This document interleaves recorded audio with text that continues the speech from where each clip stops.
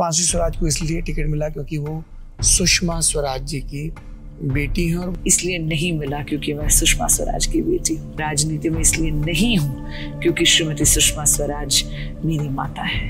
Reward नहीं है, ticket दायित्व है। ललन टॉप चुनाव यात्रा पावर्ड बाय मंगलदीप। प्रार्थना की महक प्रार्थना के बाद भी।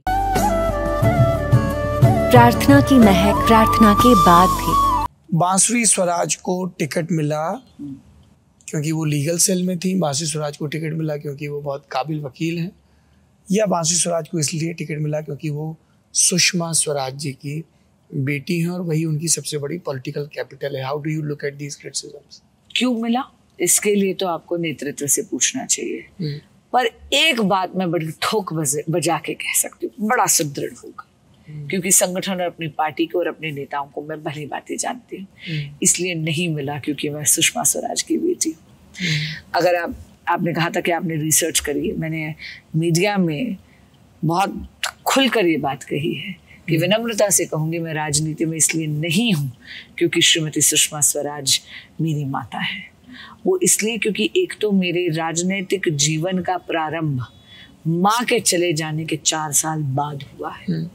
दूसरा, आदरणीय प्रधानमंत्री श्री नरेंद्र मोदी जी ने ये बात संसद में के फ्लोर पर ही स्पष्ट कर दी थी कि परिवारवाद तब होता है जब आपका सोल क्रेडेंशियल ये है कि आप एक परिवार से आते हैं और इसीलिए आते ही आप नंबर 1 के दावेदार बन जाएंगे।